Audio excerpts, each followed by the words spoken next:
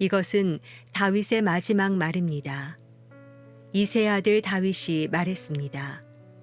하나님께서 높여주신 그 사람, 야곱의 하나님이 기름 부으신 그 사람, 이스라엘의 아름다운 노래를 부르는 사람의 말입니다. 여호와의 영이 나를 통해 말씀하셨다. 그분의 말씀이 내 혀에 있었다. 이스라엘의 하나님께서 말씀하셨다. 이스라엘의 반석이신 하나님께서 내게 말씀하셨다. 이스라엘에서 사람들을 공의로 다스리는 사람은, 하나님을 두려워하며 통치하는 사람은 구름 한 점 없는 아침에 떠오르는 아침 햇살 같을 것이다. 비겐 뒤의 햇살이 땅의 새싹을 돋게 하는 것 같을 것이다. 내 집이 하나님 앞에 이렇지 않은가? 그분이 나와 영원한 언약을 맺어 모든 일을 잘 갖추어 주시며 든든하게 하시지 않았는가? 그분이 어찌 내 구원을 이루지 않으시며 내 모든 소원을 들어주시지 않겠는가? 그러나 악한 사람들은 손으로 잡을 수 없는 가시덤불과 같다. 그 가시덤불을 만지는 사람은 누구나 철로 된 무기나 창자루를 사용하는 법이니 그런 사람들은 그 자리에서 불에 타버릴 것이다. 다윗에게 있는 용사들의 이름은 이렇습니다. 다그몬 사람 요셉 바세벳이라고도 하고 에센 사람 아디노라고도 하는 사람은 세 용사들 가운데 우두머리였는데 그는 창을 들어 한꺼번에 800명을 죽인 일도 있었습니다. 그 다음은 아호와 사람 도대의 아들 엘르아살이었는데 그도 다윗의 세 용사들 가운데 한 사람이었습니다. 블레셋 사람들과 싸울 때 이스라엘 군사들이 도망치자 이 세 용사들은 힘을 내 일어났는데 특히 엘르아살은 손에 힘이 빠져 칼을 쥘 수 없을 때까지 블레셋 사람들을 쳐 나갔습니다. 그리하여 여호와께서 그날 큰 승리를 안겨주셨습니다. 이스라엘 군대는 엘르아살에게로 다시 돌아왔지만 그저 그의 뒤를 따라가며 빼앗을 뿐이었습니다. 그 다음은 하랄 사람 아게의 아들 삼마입니다. 블레셋 사람들이 녹두나무가 무성한 들판에 떼를 지어 모인 것을 보고 이스라엘 군사들은 도망쳤습니다. 그러나 삼마는 그 들판 한가운데 버티고 서서 블레셋 사람들을 쳐나갔습니다. 그리하여 여호와께서 큰 승리를 가져다 주셨습니다. 추수기에 30명의 우두머리 중 3명의 용사들이 아둘람 동굴에 있던 다윗에게로 내려왔습니다. 그때 블레셋 사람들은 떼를 지어 르바임 골짜기에 진을 치고 있었습니다.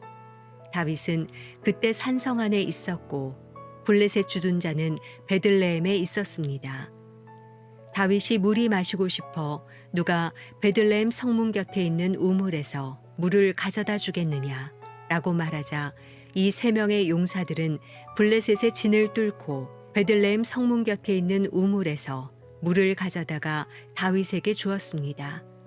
그러나 다윗은 그 물을 마시지 않고 여호와 앞에 쏟아부으며 이렇게 말했습니다. 여호와여, 다시는 이런 일이 없을 것입니다. 이 물은 자기 목숨도 마다하고 간 사람들의 피가 아닙니까? 그리고 다윗은 그 물을 마시지 않았습니다. 이 3명의 용사들이 한 일은 이러했습니다. 금요일 아침입니다. 여러분, 활력 있는 아침을 맞이하셨습니까? 우리의 육신이 피곤하고 고단할지라도 하나님께서 우리의 영, 우리의 마음과 생각은 또 활력 있게 또 새롭게 하실 줄로 믿습니다. 그래서 우리는 이 아침에 하나님의 말씀을 묵상하고 또 붙들고 나가야 할 것입니다. 이 시간 아침 기도에 시작합시다. 먼저 하나님 말씀 묵상할 터인데요. 사무엘하 23장 1절에서 17절까지의 말씀을 묵상합니다.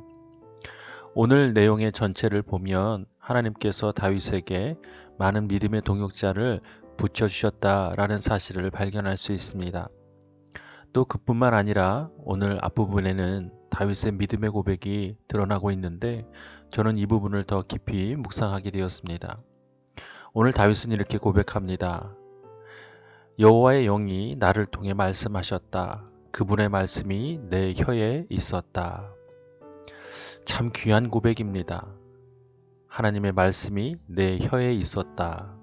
무슨 고백일까요?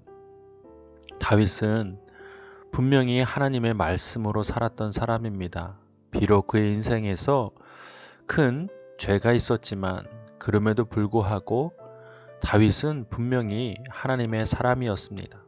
그래서 오늘 성경도 다윗이 하나님께서 높여주신 사람, 또 하나님께서 기름 부으신 사람, 그리고 이스라엘의 아름다운 노래를 부르는 사람이라고 그렇게 증거하고 있지 않습니까?